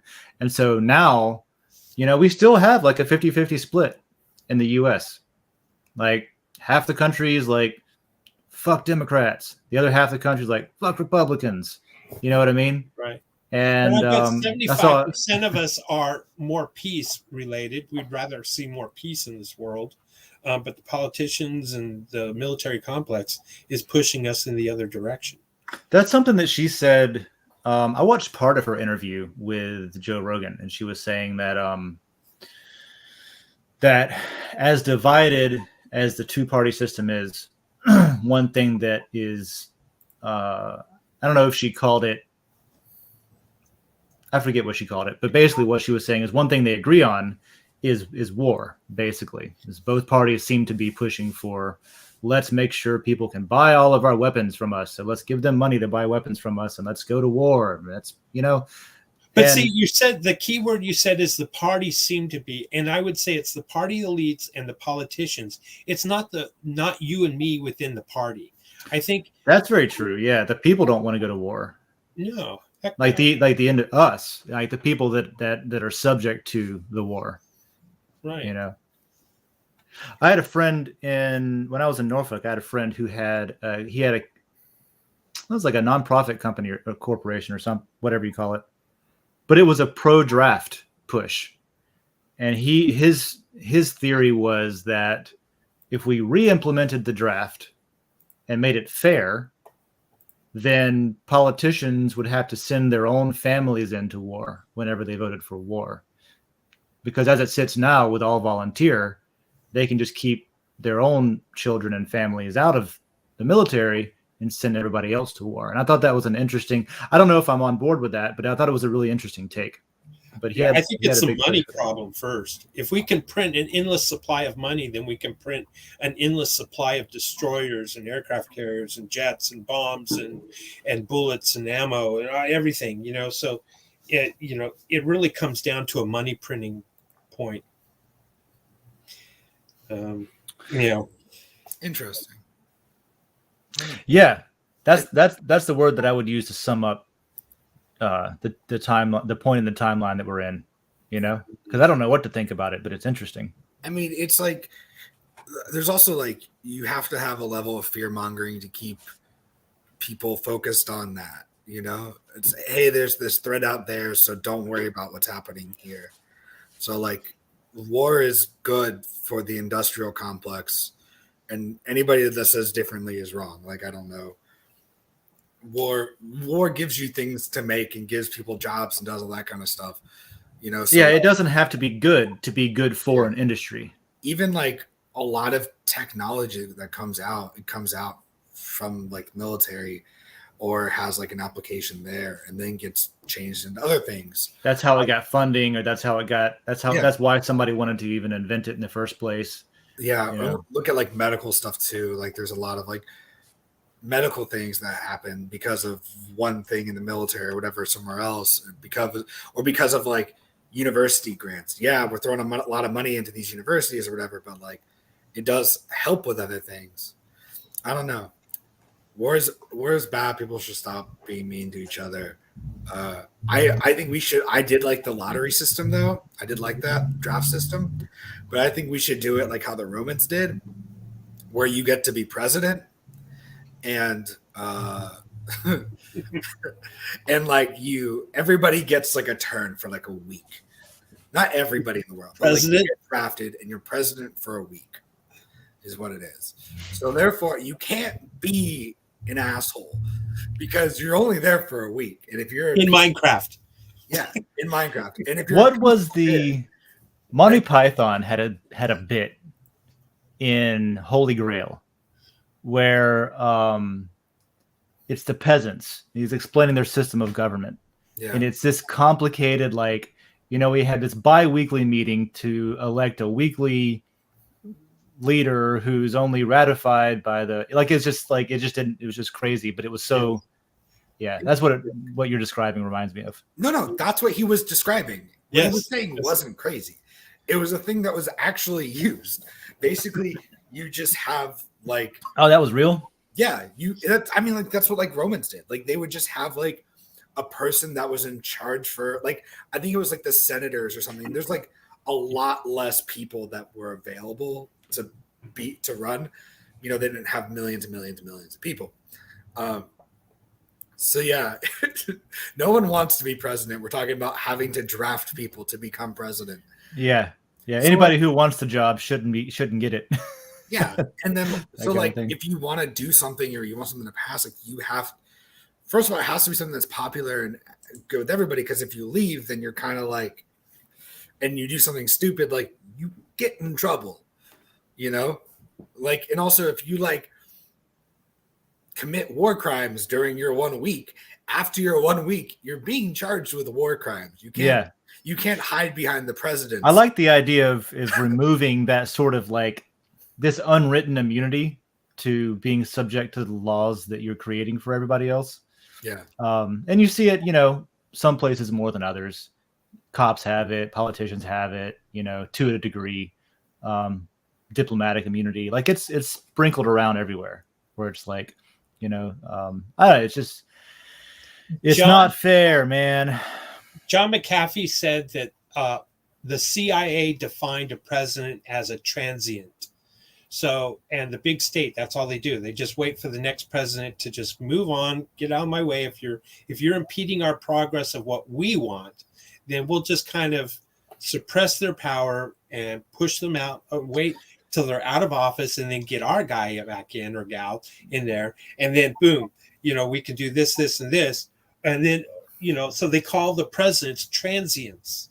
That's interesting. I haven't heard that, but I can see that a little bit, even when I was in the Navy on a super smaller scale. Like we would have, like I was on one ship for 5 years, at least 5 years, maybe 6, 5 or 6 years. And that was a long time to be in one command and one ship. But our command, I had 3 different commanding officers, 3 different COs, right? At least 3, maybe 4 by the time I rotated out. And so we felt like it was our ship. We felt like it was our equipment. It was my weapon system. I installed it at the shipyard and I've been maintaining it for 5 years. This is our shit. You know what I mean? There's an ownership, some sense of ownership. And I guess the analogy there is the ship is like the country at this point, right? Mm-hmm. But then we would get like a new commanding officer. The one who helped us build everything rotated out. A new guy came in who didn't have shit to do with anything and had to just take over. And we're like, all right, we got this new guy. And if we didn't like him, we'd be like, well, it's going to be a rough couple of years, but then we can roll the dice again and get a new captain. So I've seen that even on a small scale. So I can see that sort of logic, I guess, with the CIA, with them having that mindset because they're there for 30, 40 more, years, that kind of thing. What if here's a mind blower for you? What if, how we have separation of church and state? What if our money system was actually a separation of from government?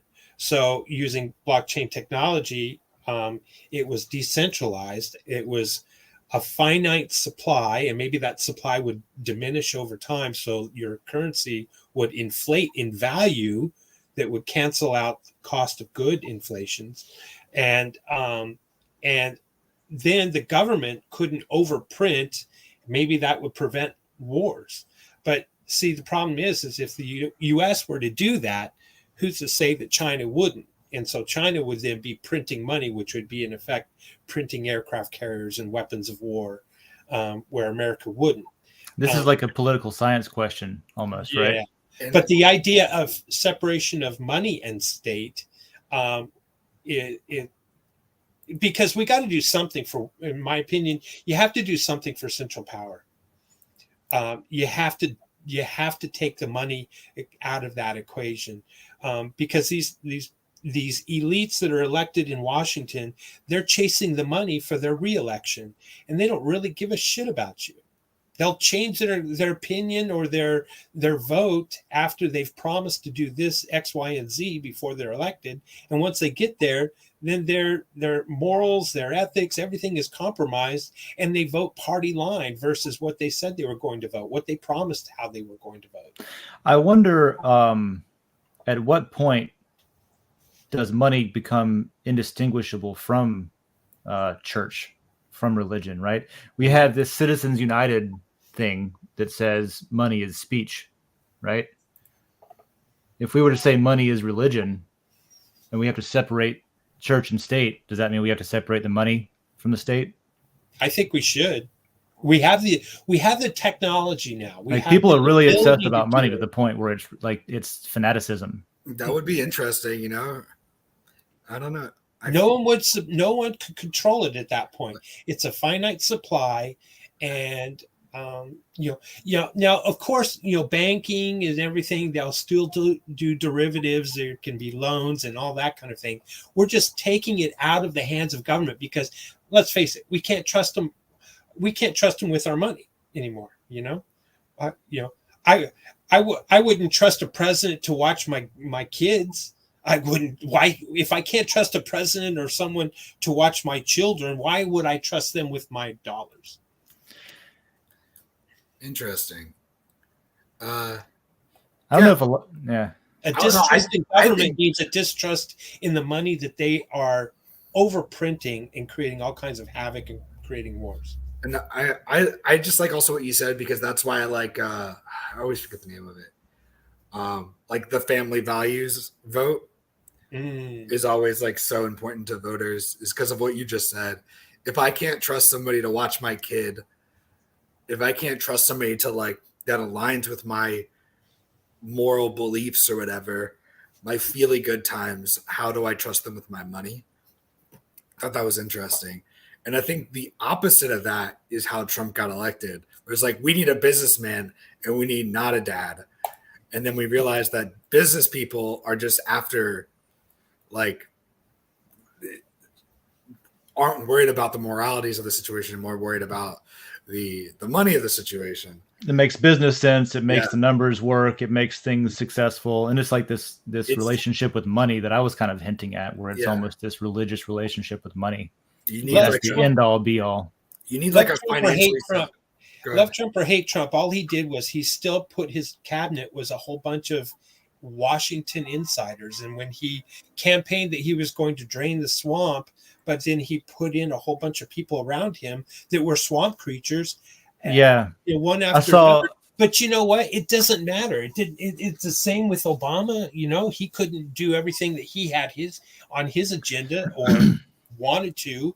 Biden's got a Democratic Congress and a Senate. He's not doing everything that he said he was going to do. And again, there you go. He's not even really running the country. In my opinion, he's got dementia. It's elderly abuse, what we're seeing going down. And there's no political solution. Take the money out of the equation and get the power back to the local people. And maybe we can get, And I think that we have the technology to do that for the first time, and that's why that's one of the reasons that I'm so like overzealous about Bitcoin and blockchain and proof systems and removing the requirement. We're a system built on trust. We're completely built on trust. But removing trust from the equation just kind of changes everything, and the scalability of it to where we can now account for everything at scale. You could make things, and this is probably, I don't know, this is not a developed opinion, and I've hinted at it a couple of times, but you might even be able to use this stuff to make communism work fairly for everybody. Because if you can remove the danger of centralization. But that's what communism is. It is centralization of power. But it's, yes, one of my problems with communism is that it's enforced with violence. But if you could enforce it instead of with kinetic energy, what if you enforced it with electrical energy? You know but what I mean? Communism tenet is who owns the property. And how do you enforce really owns the property? And how do you enforce property rights? Yeah. And if everyone shared in that ownership, that's the idyllic. Like, I'm no expert on Marx. I've never even really and think of, are we really a capitalist society in America? No, because all of these corporations get these bailouts. The banks got their bailouts in 2008. In Iceland, what did they do? They locked them up and threw them in jail. So we have this crony capitalism that's going on. Look at people are buying stocks based off of what Pelosi buys and sells. Yeah, and being very, very smart thing to do. And you know what? You could say the same with Dick Cheney. When he was VP or whatever, and the whole Halliburton mess. Lisa brings up a good point. Like, it gives me the question is, can communism work without a leader? Like, what if it was a DAO, for example, where there's no CEO? Is that still communism if it has no leader? If everything is it then a democracy at that point? No, again, it goes back to property. Who owns the property? The DAO. And then who owns the DAO? Then you don't own your home, you don't own your car, you don't own your clothes, right. you don't own anything. You'll be happy. Where does that sound familiar? Right. UEF. But the question there is, like, that requires a centralized ruling party to enforce it with violence, to make sure that nobody tries to move in.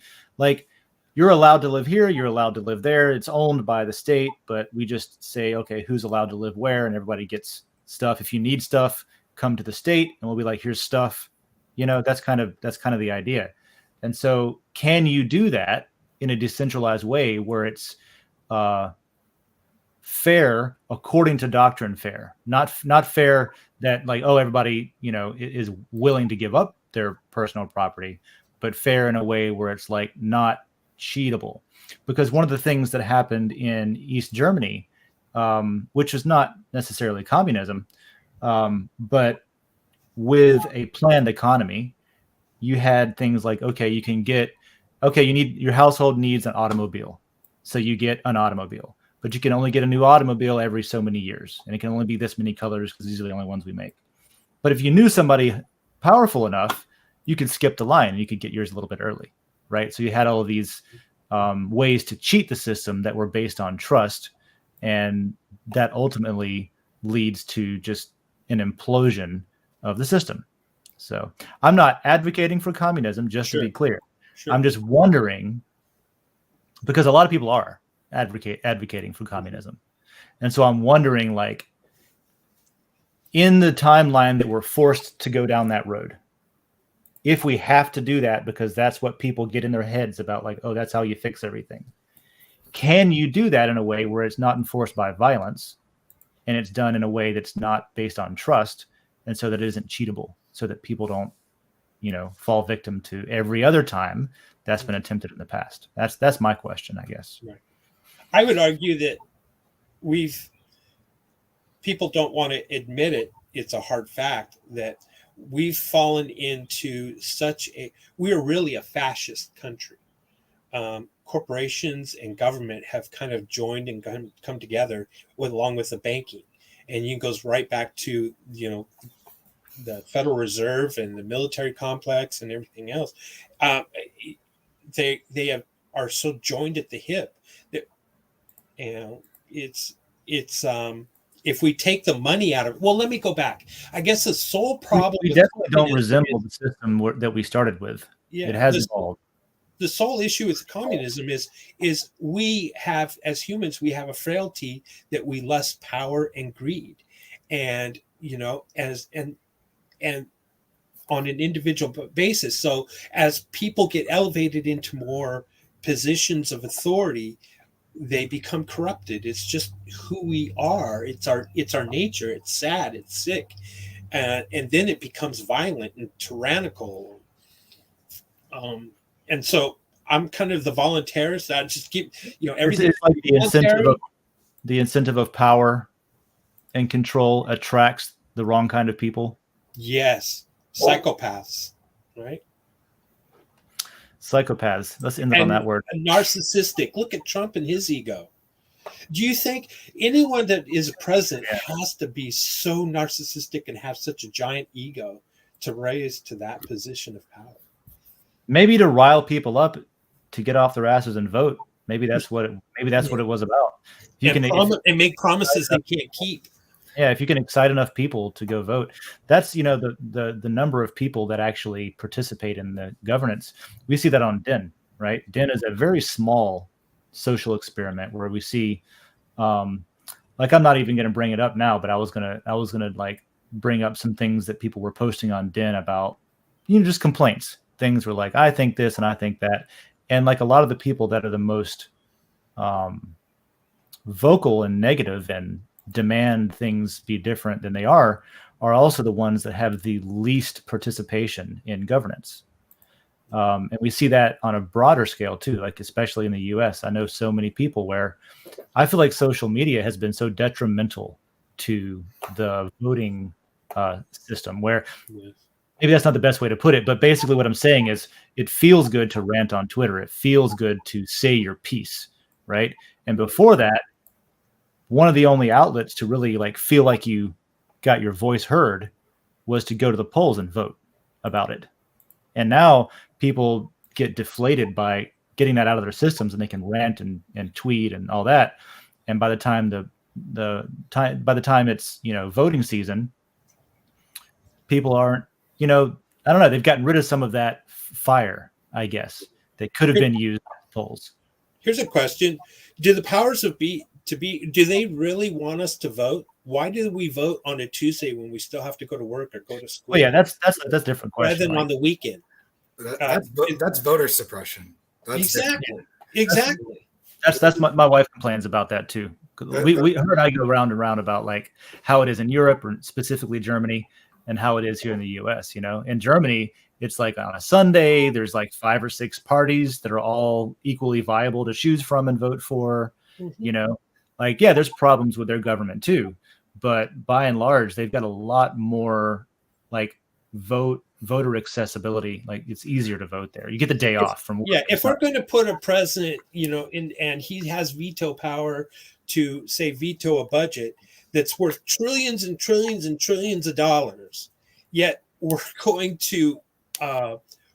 going to allow voting for one day, or a mail-in ballot that could be, altered, changed, or whatever.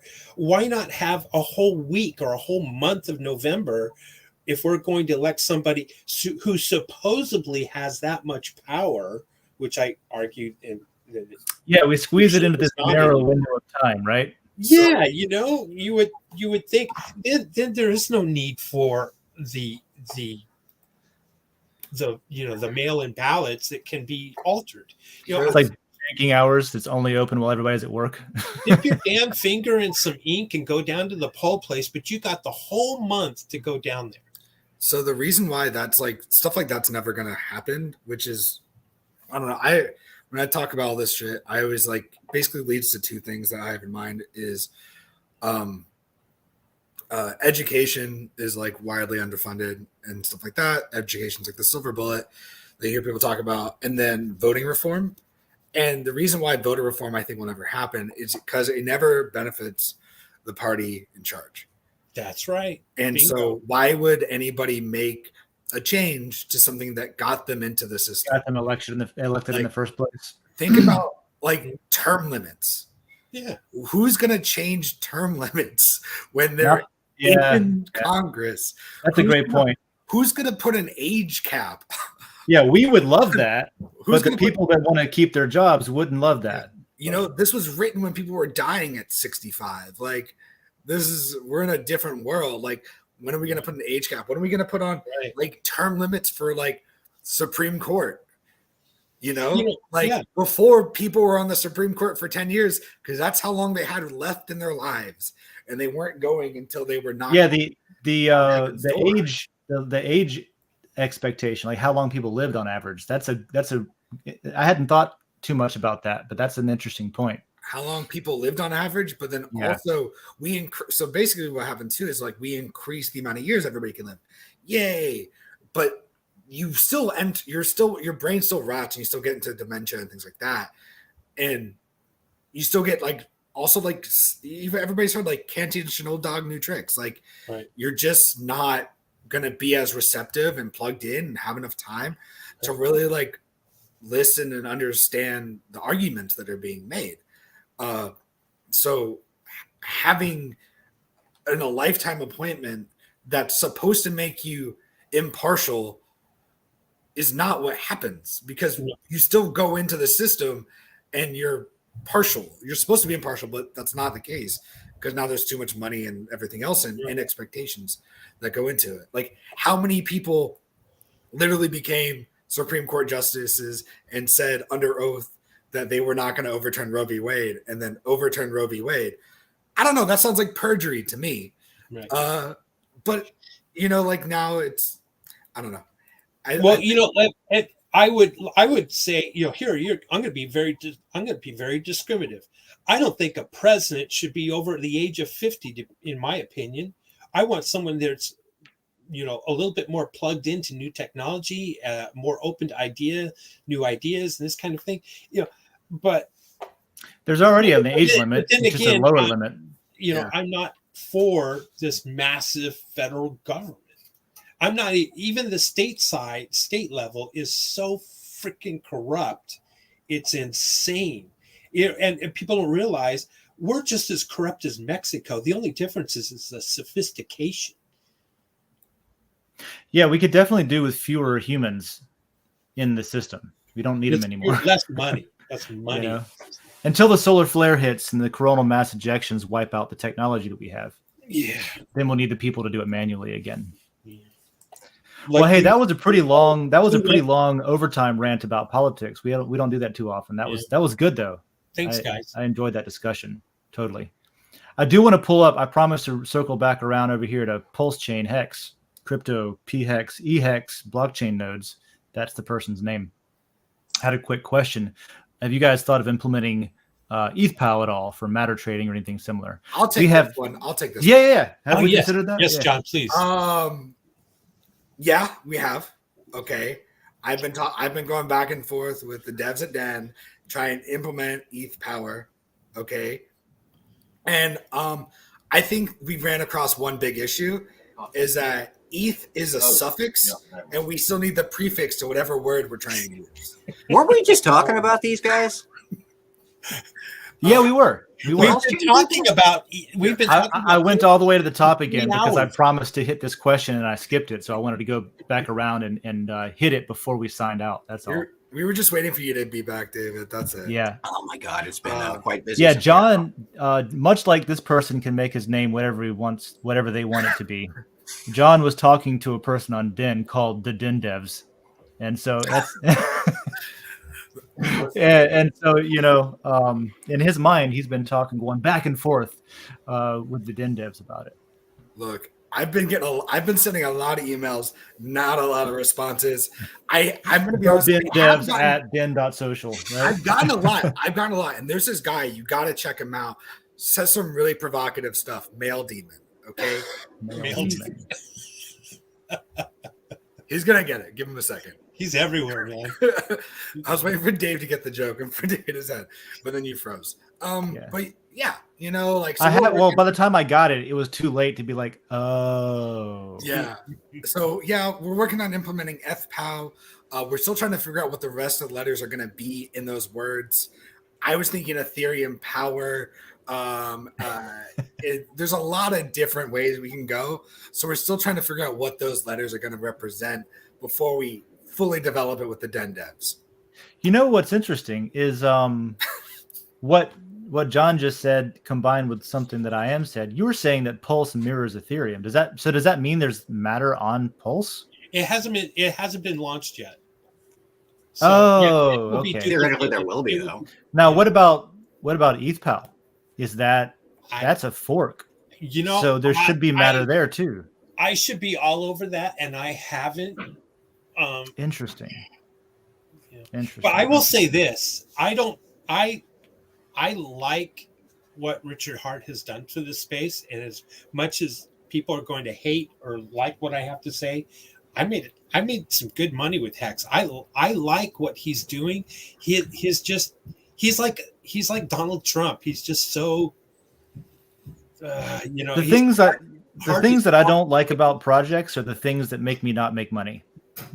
Like people make money on this stuff that I miss. Not because I wasn't there, because I didn't see it. It's because like I know somebody who's really deep into Hex and has made a lot of money with it. Great, good for him. But I also when you go and read the Bitcoin talk, open it like the thread of like what Hex is, I'm just like, to me, it's just like, I don't know. We're all Satoshi and we're just going to do Bitcoin on Ethereum. And, it's like, I don't know. It was, what it was, is it was boring to me.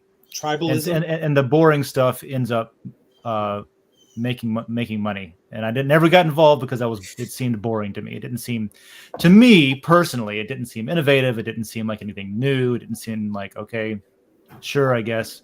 But then I haven't looked at it in years, probably a couple of years. So yeah. It's just a banking CD, but it's on the blockchain. Yeah, right. But it's like, it reeks of Ponzi to me, I guess. Yeah, but I would argue that it's not even close to that. Yeah. The problem is it had an origin address, and even though nothing's been done with that origin address, it's kind of like a honeypot. And if Richard is the creator, remember Richard can't say much because of SEC laws. Kind of like Vitalik's Ethereum address, people just send tokens to it. Yeah, essentially. No, it's. I mean, he this tribalism is given, and the way Richard acts on camera, it's given it a lot of negative press or negative attention. At least he isn't going around suing people for He should sue. I think he is suing CoinMarketCap and CoinGecko because they're not listing Hex correctly. Hex would be in the top 15 size coins.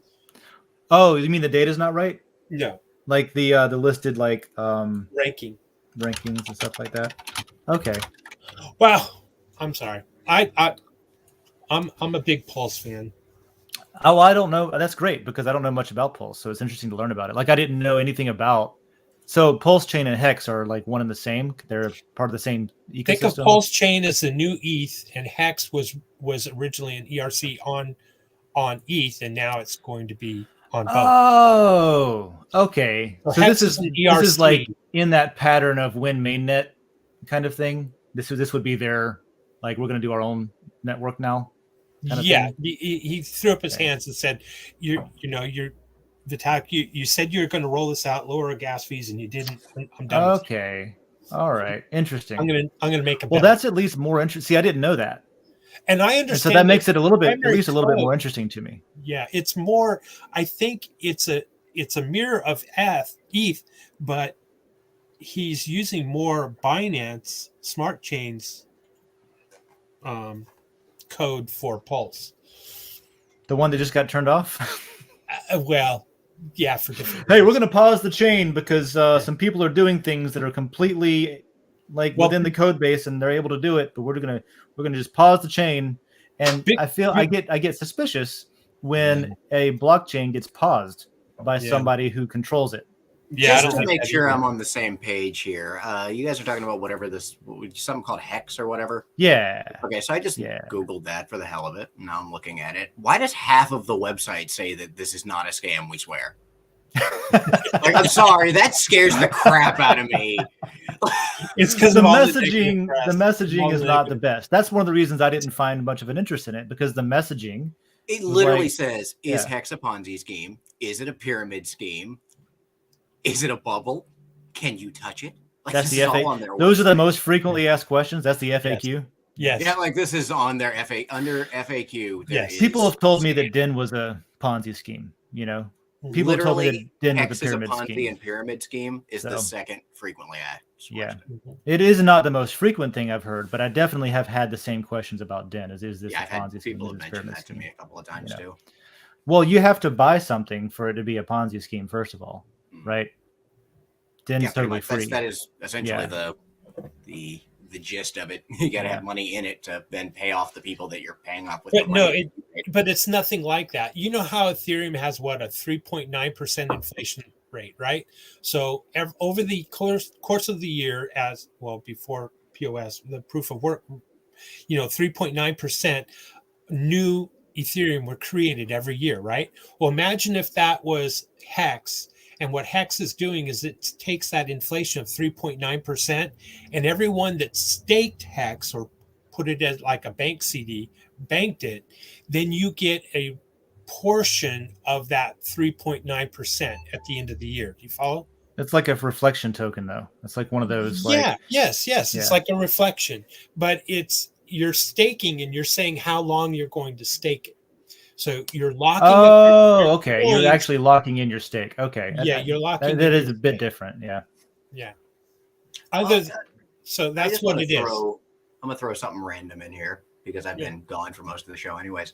I'm just looking at the comments and was just looking at something that Lisa said a little while ago, and she said, "Only if Jesus is the leader under communism." Yeah, we were just talking about that. You have to go back and rewatch. I'm trying to picture communist Jesus. Well, just picture Jesus.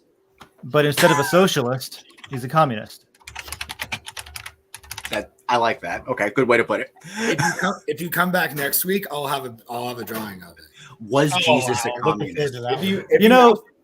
You know what I mean? Like I'm not personally a follower of Jesus. I have respect for people that are, but what I have respect. One of the things that I have a lot of respect for Jesus about is that you're allowed to draw the guy. That's awesome. You know? Yeah. Amen, brother. All right, man. So we're 2 hours into our 1 hour show. We can cut it and maybe I had to be there. Yeah, the overtime was good. The overtime was second hour better than the first. Yeah, well, it tends to be, because that's how long it takes to drink the coffee and get your mind working and stuff like that. Yeah, for all the pills we have to take in the morning to kick in. Yeah. So right. So Den, there's some governance. There is a governance Den.DAO governance item that's up right now. There's going to be another one coming today as soon as I write it, and that's going to be talked about more tomorrow during the Den.DAO call. Basically, it's related to the thing about the voter reputation, and it's basically going to say, hey, there's a bunch of different ways we could approach this. And we just wanted to have a quick Den.DAO, ask permission, basically, to say, here's how we want to do it. We want to do some things manually for a while to make sure they work the way that we think they're going to work, to make sure it solves the problems we think they're going to solve before turning on the automated algorithm that does it for us, if that makes sense. Run an experiment before letting the path run wild.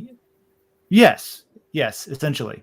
And since that wasn't part of the scope of the Den.DAO, what we voted for and passed, just to be completely transparent, I just wanted to put out a Den.DAO vote. It'll pass. But I want if you don't think it should, go vote against it, whatever. But do some things manually under the hood to make sure it works before we actually roll it into this new system that will protect people from the type of malicious voting that's been happening. So that'll be out today. It's going to be written out and put out there today for voting. Yeah, I plan to get it out today. If it's not out today, it'll be out tomorrow, but I'll write it today. It's going to be vague. I'm not going to tell people exactly what we're doing because then we can't get clean data, right?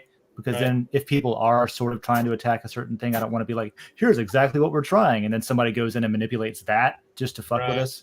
But there's a few solutions, different ways of approaching it. We'll try them out, make sure it works, and then we can actually automate that. whole system. So that'll be out today. There's another one already in there. Go vote on that. Check out the meeting that we're having tomorrow. I'll give, if anybody's watching this long into it, I'll give a couple of nuggets. We're doing this week, the millionth matter has been minted, maybe even today. It was today or yesterday. So we went from 6 digits to 7, So we got 1 million matter that have been minted, and there's 1,000 every day. There's a lot of TPS reports to update. Yeah.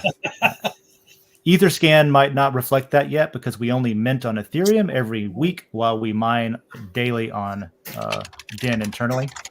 So what we're going to be doing, though, is we're going to be giving away some matter and some lore. And since everything is on chain, since everything is like every action on Den is viewable on chain, we're able to go in and see things like who has been sharing content outside of Den to get clickbacks. Because that's who we want spreading Den, is like share content with your reference ID with the share button so that people come and read stuff on Den. That gets us, some percentage of that is capture where they'll create an account to try out this Den thing. So we want that. That's kind of like our advertising ambassadorship. So what I've done is I've gone through and checked on the Dragon Chain side, checked the database, checked all the transactions that have been on chain to see which denizens have been doing that the most. And so we're going to give out lore, we're going to give out matter, and in that category, based on that data, the top people. And then also we're going to be giving out the same tokens to people who have participated in DenDAO governance. This leads back to what I was saying earlier, where after running that data, because we wanted to give away some prizes, basically, right? Something to celebrate, million matters being minted. We're going to give it away to the top. So matter is going to go to the top, however many people that have participated in governance. We've removed the team. So Joe's not in there. I'm not in there. Anybody like Bit by the Coin is not in there. Any of the core team members are removed from that data set. So we're not rewarding ourselves. And so it's only going to be the denizens who have decided to participate, which will be great. So we can talk about that. That can be a little cool. Little spoiler that I gave here today. It's going to be 2,000 matter and 2 million lore overall. So that'll be cool. Other than that, yeah, I don't know, man. Pop into Coffee with Den. If you have anything that's coffee worthy, just go ahead and throw it in there. It could be something like what Jacob Wayne did the other day in the Dragon Chain layer, where he literally just recorded himself using Den for a while. That's coffee material. He's hanging out using Den. Throw it up in the coffee. Yeah, throw it up in the coffee layer. Nice. I'll go and double check the replies, and I'll tip out anybody I didn't tip out yet. Thanks for the replies. Check back next week in the coffee layer. I'm going to start putting these out today or tomorrow for next week instead of the day before. Try out some heads up time and see how that goes. So leave us stuff to talk about. That's all I got. Anybody got other stuff? Yeah. Do you want to see what Communist Jesus looks like? Yes. You already whipped one up. Absolutely. All right. Let's see. Oh, yeah. I see it already. All right. There we go. Just put a hat on him. That's good. That's good. It's probably offensive to some people, and I'm sorry if it is. I'm sure but it is. In the name of comedy. It's comedy. Right. Okay. It's comedy. All right. Well, Communist Jesus says, have a great day. And I really honestly hope that you do. That's the outro. I have nothing to add to that. That's it. Communist Jesus. I'd like to just say, hey, I appreciate you all. I have fun enjoying my coffee with you every Wednesday morning. Lisa says he seems friendly. Yeah, it's got a warm and fuzzy vibe. She also said we should pregame next week, so I'm going to buy a Red Bull and pound a Red Bull. Yeah. Am I going to go back to making espresso martinis every morning? Hell yeah, let's do it. I'll be in Vegas. I'm not against it. I work from home now, so I could totally just do that and not care. Yeah, screw it. I'm at work. I should just start drinking at work. All right. I'll see everybody. Last words. That's it. Everybody good? I'm good. Sure. All right, cool. Yeah. Thanks everybody in chat. Thanks, Lisa. Thanks, person with a really long hex name, talking about Pulse Chain. Thanks for educating me on the fact that they're actually making their own thing. That's at least more interesting to me than what I'd seen before. I love learning things about the community. So educate me. please. Maybe we'll do thanks to John for having. Maybe we'll do like a pre-recorded segment where we educate Dave on stuff. That sounds fun. All right. See you later. Adios. Goodbye.